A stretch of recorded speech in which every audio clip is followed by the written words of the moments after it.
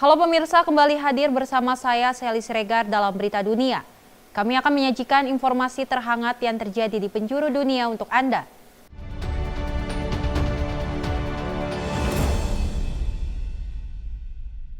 Langsung saja pemirsa, para pemimpin parlemen dari 23 negara Eropa memohon kepada DPR Amerika Serikat untuk meloloskan bantuan tambahan bagi Ukraina dalam perang melawan Rusia. Sementara Ketua DPR mengatakan pendiriannya tetap bahwa Kongres harus mengamankan perbatasan selatan Amerika Serikat dengan Meksiko dan mendanai pemerintah Amerika Serikat sebelum mementingkan pemberian bantuan luar negeri. Tentara Ukraina yang bertempur di dekat kota Bakhmut di Ukraina Timur mengatakan mereka membutuhkan lebih banyak senjata berat dan amunisi untuk menahan serangan pasukan Rusia. Без такого озброєння, без авіації, сидіти в глухій обороні рано чи пізно будемо просідати, фронт буде просідати. Ketua Parlemen 23 negara Eropa termasuk Ukraina, Jerman, Austria, Ceko, Lituania, Estonia, Latvia, Spanyol, Prancis, dan Polandia telah mengajukan permohonan langsung kepada Ketua DPR AS dari Partai Republik Mike Johnson. Mereka minta agar bantuan militer AS ke Ukraina dimasukkan ke dalam agenda pemungutan suara di DPR guna memperkuat Kiev untuk melawan. VOA mendapatkan komentar langsung dari Ketua DPR Mike Johnson di Capitol Hill. The House is looking at all available options right now, and we'll address that as soon as the government is funded. Kebuntuan saat ini terjadi saat beberapa anggota Kongres Partai Republik atas permintaan mantan Presiden Donald Trump memblokir paket perbatasan dan keamanan nasional yang akan menyediakan dana untuk Ukraina dan merombak sistem suaka bagi para migran. Anggota Senat dari Partai Demokrat dan banyak anggota Kongres dari Partai Republik telah mengekspresikan kefrustasian mereka terhadap Ketua DPR dengan mengatakan bahwa waktu semakin sempit. We passed a Ukraine aid bill with 70 votes. It is now Speaker Johnson's decision. Speaker Johnson has to decide whether he wants to go down in history as the person who handed Ukraine to Russia. That's it. Menurut analis yang juga mantan Menhan AS Leon Panetta, kericuhan di ibu kota AS juga dipantau di Moskow. The speaker has to understand that if he fails to provide that vote, and he and the Republican Party will be viewed as being supportive of Putin. I don't think they want that. Di depan parlemen Rusia baru-baru ini, Presiden Vladimir Putin sendiri juga mengangkat mengenai perang di Ukraina. Ia menegaskan bahwa jika pasukan NATO dikirim ke Ukraina, maka akan ada konsekuensi yang tragis. Ia juga mengatakan bahwa Rusia memiliki senjata nuklir yang dapat menyerang negara-negara barat. Wacana pengiriman pasukan NATO dilontarkan Presiden Prancis Emmanuel Macron dengan alasan bahwa Ukraina sedang berjuang demi keamanan Eropa. Tapi wacana ini ditolak Amerika Serikat yang juga menyayangkan ancaman senjata nuklir oleh Vladimir Putin. Dari Washington DC, Valdia Baraputri dan tim VOA. Di banyak wilayah pesisir di seluruh dunia, air laut merembes ke daratan sehingga mencemari tanah dan air dengan garam dan menyebabkan matinya tanaman. Di Asia, air asin membuat sebagian petani di kawasan pesisir hampir tidak bisa lagi menanam padi. Praknyon menanam padi di desa Slabdaon, sebuah pemukiman pesisir sekitar 150 km barat daya ibu kota Kamboja, Phnom Penh. I've just transplanted rice seedlings and they die. They've become red. The salt is in the soil. The crops don't grow. Air asin telah merusak sawah di desa selama 2 tahun terakhir. Praknyon ragu apakah ia dan warga desa lainnya akan bisa menanam padi di masa depan. Di seluruh dunia, perubahan iklim dan perubahan lingkungan akibat ulah manusia membuat pantai tenggelam dan tinggi air laut meningkat. Air laut yang merembes ke daratan mencemari tanah dan air tawar dengan garam, membuat lahan pertanian menjadi tidak subur. Di Asia, peningkatan salinitas ini mengancam banyak wilayah pesisir utama tempat para petani menanam padi yang adalah tanaman pokok benua ini. Menurut pakar International Rice Research Institute, Björn Ole Sander, yang adalah perwakilan organisasinya untuk Vietnam, beras sangat penting untuk ketahanan pangan, terutama di Asia. It's the staple crop for more than half of the world's population. It provides more than 30% of calories in Southeast Asia. People eat rice every day with every meal. Di Vietnam, yang adalah pengekspor beras nomor 3 dunia, salinitas dengan cepat mengubah delta Sungai Mekong, yang adalah wilayah pesisir dataran rendah, yang menghasilkan lebih dari 50% lebih panen beras tahunan negara ini. Petani Ko Van Buan mengatakan air asin telah merusak sawahnya di Provinsi Long An. If there's fresh water, we can grow rice all year round. If there's none, nothing can be grown. Menurut para ahli, pemerintah Vietnam berencana untuk beradaptasi dengan salinitas dengan cara mengurangi pertanian padi dan melakukan diversifikasi delta Sungai Mekong dari produksi massal beras murah. Tapi hal ini bisa menjadi berita buruk di tempat lain.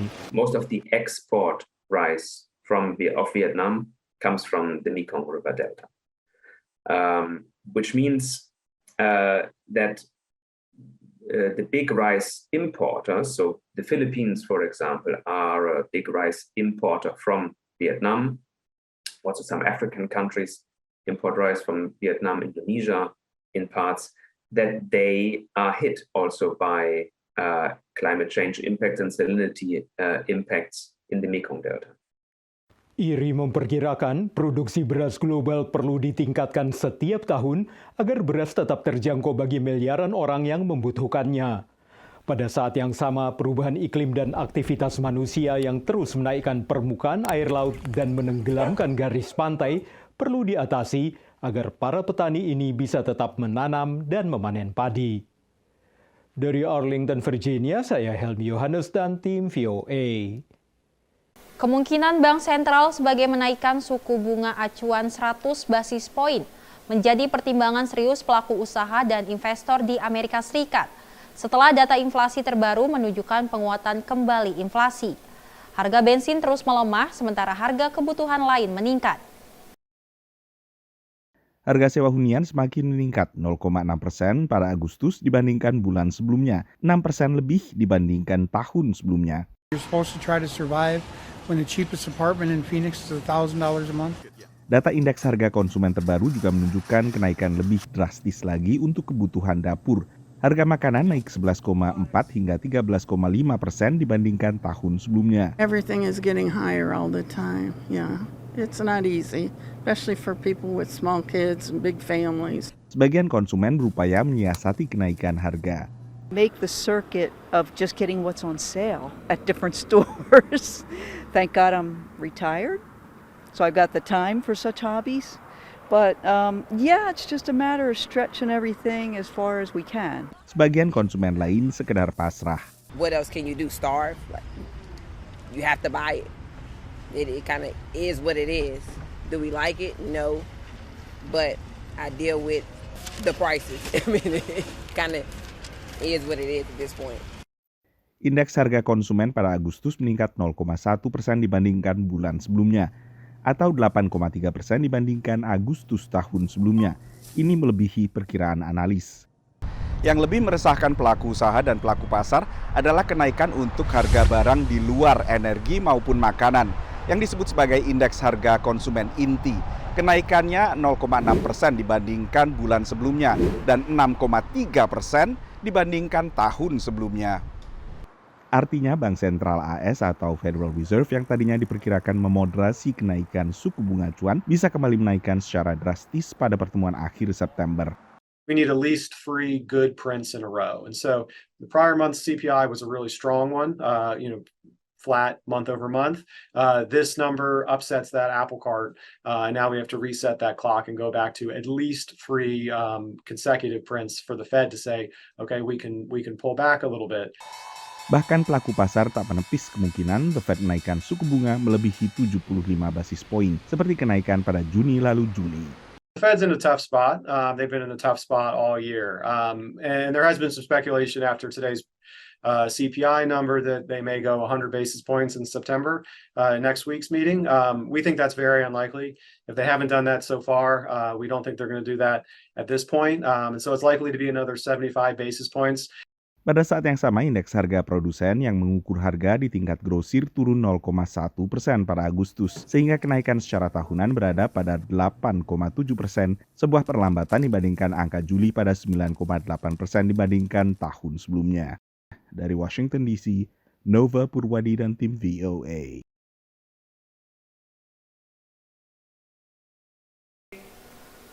Pihak berwenang California berencana menghentikan penjualan mobil berbahan bakar bensin mulai tahun 2035.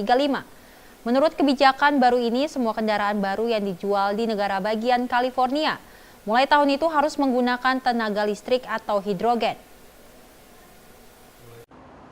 Akhir Agustus lalu, California menjadi negara bagian pertama Amerika yang menyatakan akan menghentikan penjualan mobil baru berbahan bakar bensin pada tahun 2035 untuk memerangi polusi dan perubahan iklim.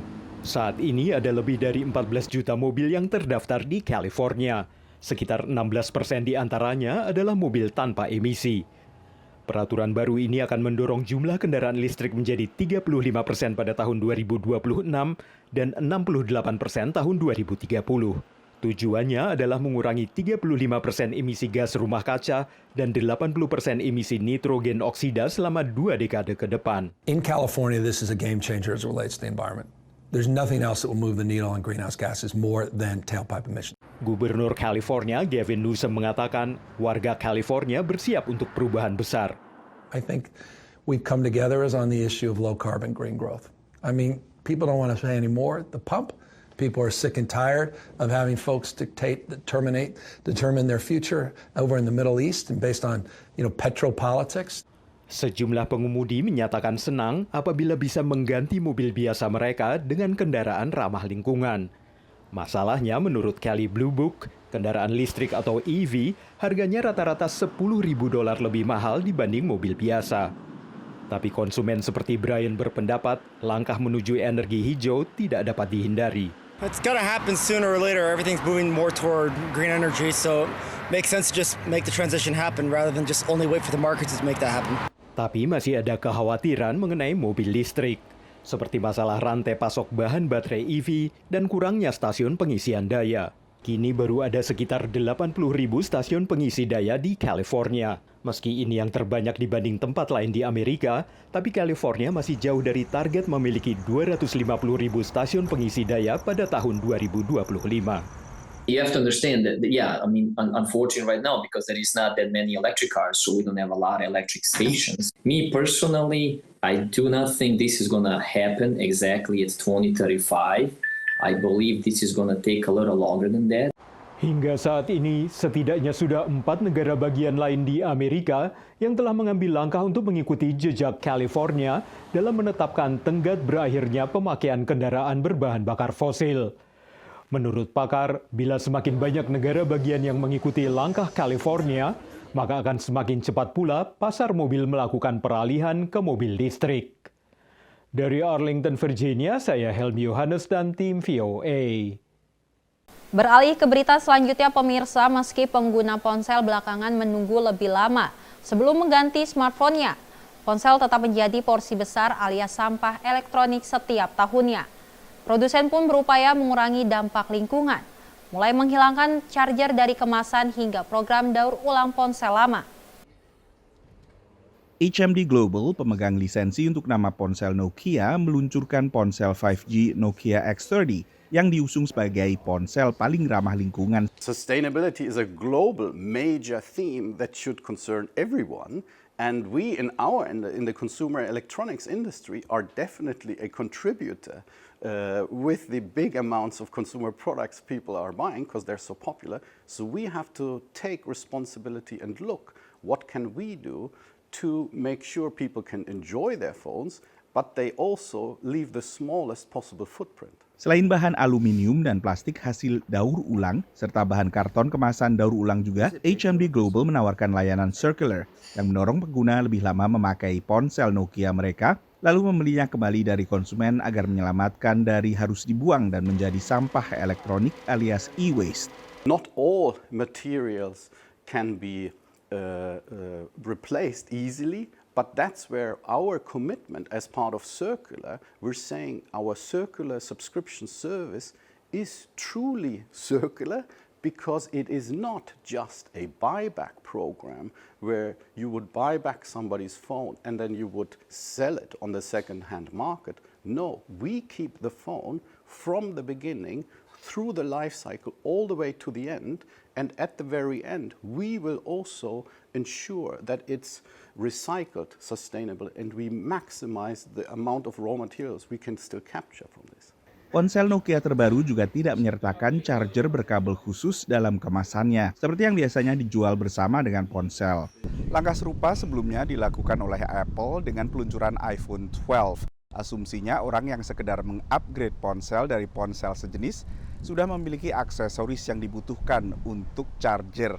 Tapi bila mereka belum memiliki, maka mereka harus membeli secara terpisah.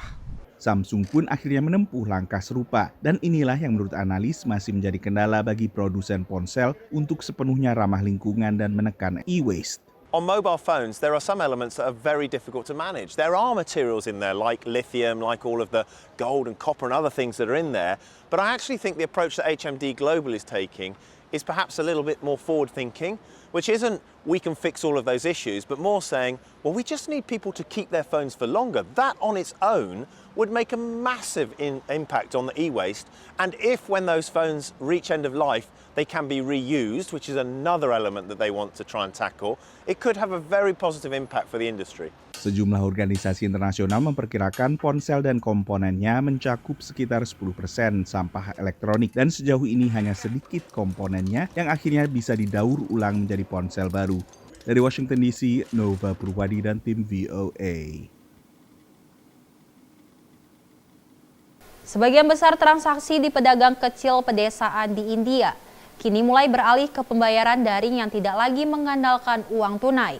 Ini berkat meluasnya jaringan seluler yang menjangkau ratusan juta warga India hingga ke wilayah pedesaan.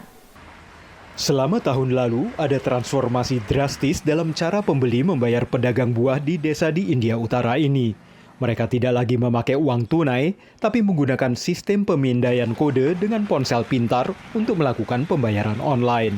थोड़ा सा सामान लिया, जैसे कोई भी सामान लिया थोड़ा सा, जैसे आधा किलो ले रहा है, 1 किलो ले रहा है, या कोई भी ले रहा है उससे कम भी ले रहा है, तो छोटे से छोटे ट्रांजैक्शन भी हो जाती है इसमें.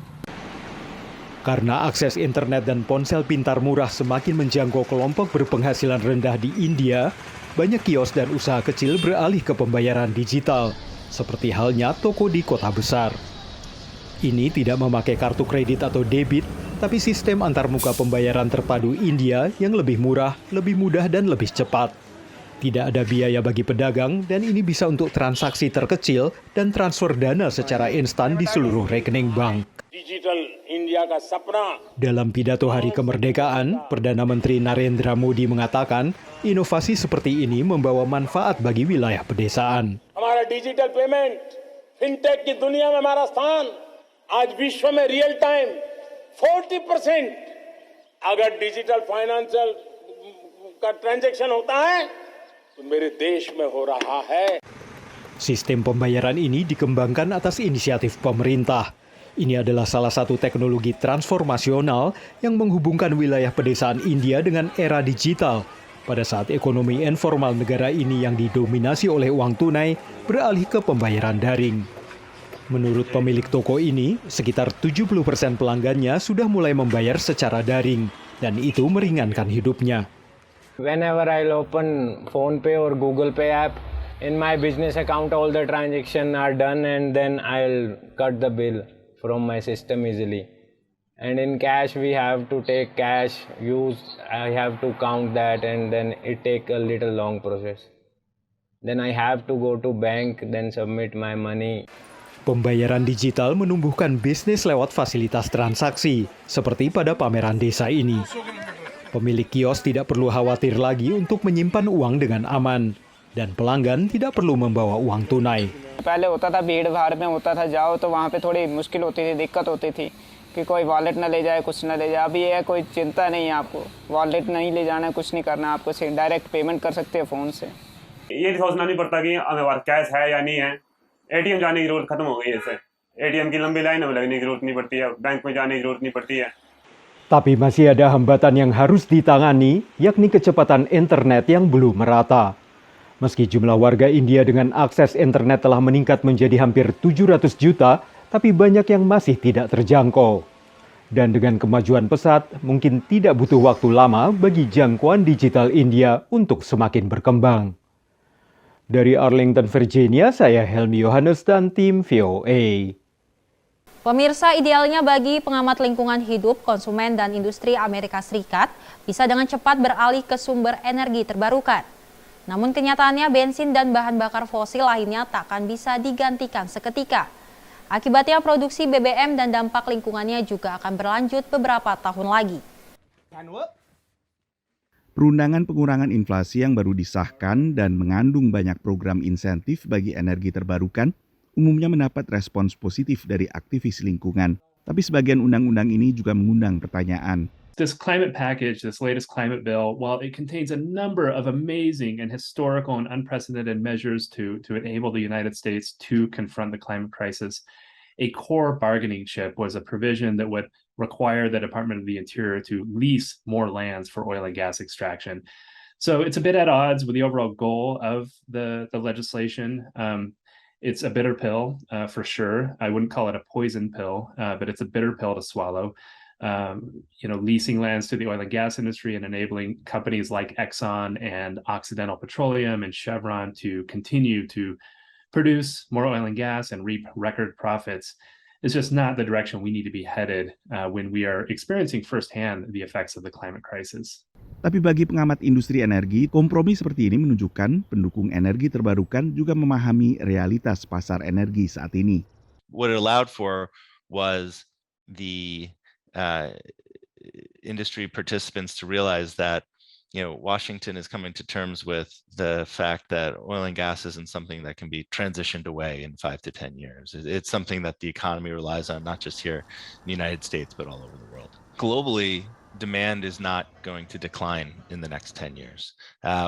Whether it declines here in the United States or in the EU, is to be determined. But globally, the demand is going to continue to increase. And so, what the bill does here in the United States is it allows the operators to continue to participate in that global market, but it also encourages, cleaner, safer, more secure fuels to be developed here at home. Analis lain mencermati dampak perundangan ini tak akan seketika. Changes to leasing policy now tend to have very delayed impacts on oil and gas production, and that's for that same reason.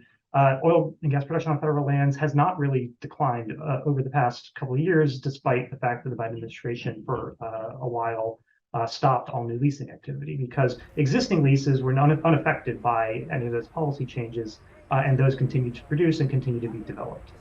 Menurut pantauan Departemen Energi Amerika, produksi dalam negeri minyak di Amerika saat ini lebih sedikit sekitar 1 juta barrel per hari dibandingkan angka sebelum pandemi.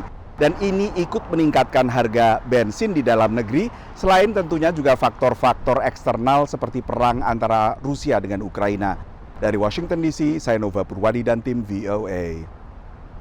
Demikian berita dunia kali ini pemirsa, tetap saksikan program Berita Dunia setiap Senin hingga Jumat pukul 7.30 dan 19.30 waktu Indonesia Barat hanya di Simpo TV. Saya Selis Regar dan kru yang bertugas pamit undur diri. Terima kasih dan sampai jumpa.